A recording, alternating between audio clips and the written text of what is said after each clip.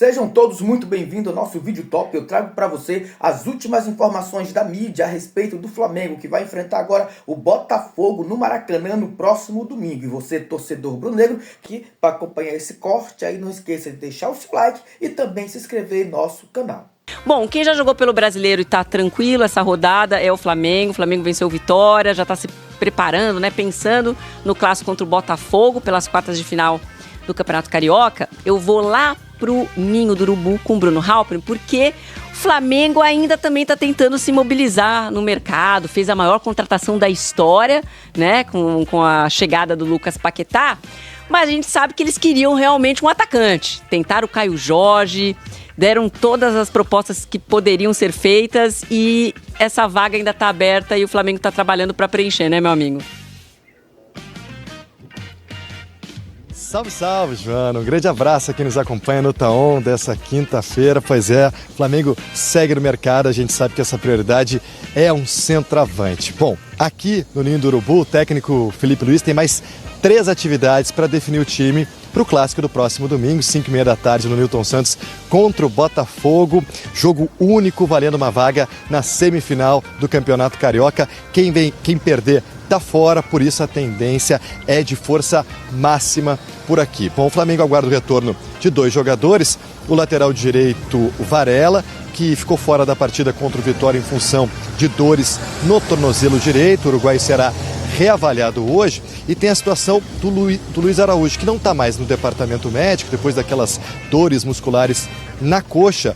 Por isso é um jogador que deve voltar a ser relacionado no clássico do próximo domingo. Bom, situação mais complicada é do Jorginho, né, que teve constatado uma lesão muscular na parte posterior da coxa esquerda, depois da derrota para o Corinthians na Supercopa. É um jogador que exige mais cuidados, por isso deve ficar de fora dessas na vitória lá no Barradão. São 3 gols e 1 assistência nessa temporada. É o jogador de ataque do Flamengo com mais participações em gol em 2026. O Cebolinha, que tem o contrato terminando no final desse ano, em dezembro, e com essa boa atuação, essa boa visibilidade do Cebolinha nesse início de temporada, a direção do Flamengo já começa a iniciar as tratativas para uma renovação de contrato do Cebolinha, que esteve presente no time titular em 4 das 7 partidas com o time principal do Flamengo nessa temporada. Então o Flamengo tem esse jogo decisivo contra o Botafogo, clássico, jogo único, valendo vaga na semifinal do Campeonato Carioca. E na terça-feira a delegação já viaja para Buenos Aires, porque na quinta começa a disputa da Recopa Sul-Americana contra o Lanús no estádio La Fortaleza. Jogo de ida, jogo da volta no dia 26 de fevereiro no Maracanã. Esses ingressos, aliás, já começaram a ser comercializados nessa quinta-feira. O Flamengo se reapresenta daqui a pouquinho, 13h30 da tarde, nesse calorão do Rio de Janeiro, aqui no Ninho do Urubu. Joana. Ai, menino, tô sofrendo pelo calor que você tá passando aí. Toma uma aguinha gelada agora, tá bom? Faz esse favor pra mim. Se cuida e se hidrata. Beijo pra você. Flamengo agora na volta, porque o BAP, presidente do Flamengo, deu uma entrevista pro jornal AS lá na Espanha com frases fortes, hein? Mostrando, né, toda a visão que ele tem sobre o Flamengo, sobre a grandeza do Flamengo. Vamos ver aí. Entre algumas frases já conhecidas, ele falou que o Flamengo é uma ilha no futebol brasileiro. A gente está vendo aí a manchete do jornal espanhol AS. O Flamengo quer ser o Real Madrid da América. Vamos ver alguns dos trechos, ler alguns dos trechos do BAP para o AS. Ele diz: o Flamengo está no Brasil hoje por acaso, porque o Flamengo é uma ilha no Brasil. Nosso sucesso não se deve ao fato de o Flamengo ser maior, deve ser ao fato de o Flamengo ser melhor administrado, melhor gerido. Aí ele fala sobre o Real Madrid também. Sempre sonhei grande, sempre pensei em ser o Real Madrid das Américas. Observo o que o Real Madrid faz, o que o City faz, o que o Atlético de Madrid, o que o Bayern de Munique, o que o PSG fazem. Tento entender quais foram seus sucessos para trabalhar adequadamente no que posso adaptar à realidade do Brasil e identificar os erros que posso evitar repetir. Penso no Flamengo como se fosse um clube europeu no Brasil. E ele ainda citou a SAF do Botafogo, a gente falando aqui, né, longamente sobre os problemas do Botafogo, e pediu regulamentação para controlar o investimento. O Botafogo devia, acredito eu, 100 milhões de euros, falando sobre a dívida do Botafogo. Alguém compra o clube. Foram campeões do Brasileirão e da Libertadores em 2024. Recebem milhões, não pagam nada a ninguém e ainda aumentam a dívida anterior. É preciso haver regulação. Se alguém chega com muito dinheiro e usa esse dinheiro apenas para contratar jogadores sem cumprir nenhuma das obrigações, qual é o propósito? Houve uma distorção do conceito da SAF. De SAF. Então foram aí algumas das declarações do BAP ao jornal espanhol AS, uma longa entrevista, bem extensa mesmo, e que mostra assim, como ele enxerga o Flamengo e uma autoestima que dava para vender num potinho. Para dizer o mínimo, Pedro. O que você achou dessa entrevista? Dá para fazer esse tipo de comparação? Ou o BAP subiu num salto alto ali e por mais que o Flamengo esteja, né, num patamar, para usar uma palavra flamenguista, bastante elevado, não é tão assim a distância, é essa a realidade. Ele pode achar que o Flamengo é um time europeu na América quanto ele quiser, não é. O Flamengo é um time na América do Sul, um time brasileiro, ele tem razão em alguns pontos. O Flamengo é o time melhor gerido hoje do país, é o time que tem mais dinheiro, mas também é até não ser mais, né? O clube passa por ciclos, as pessoas que administram o clube mudam. A gente já teve no passado, lá no começo dos anos 2000, o São Paulo foi, né, 3 vezes campeão brasileiro. Tem até algumas semelhanças no discurso, né? A gente lembra do soberano, São Paulo é o soberano. Soberano! Exatamente. E não é mais. E hoje a gente tem investigações policiais, o São Paulo, então, é um pouco de...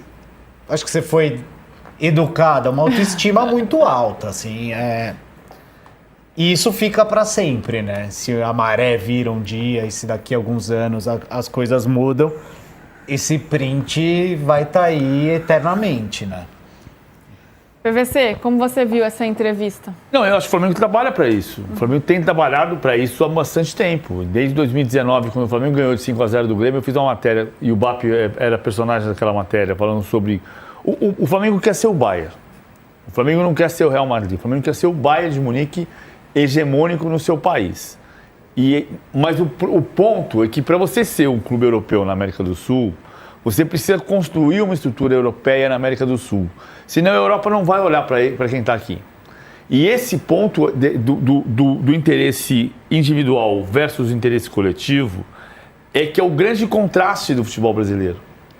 A Liga Espanhola conseguiu se construir, se tornar mais relevante do que a Liga Italiana a partir de 2 grandes rivais que são Barcelona e Real Madrid. Ainda que no início do século XXI o Valência tenha ganhado 2 campeonatos, o Deportivo La Coruña tenha vencido um, o Atlético de Madrid tenha vencido outro, depois o Atlético de Madrid voltou a vencer 2 vezes em 14 e 21, mas a Liga Espanhola de fato ela existe a partir de Barcelona e Real Madrid. O Flamengo, se o Flamengo for o grande campeão e único campeão no Brasil, a Europa não vai olhar para o Brasil.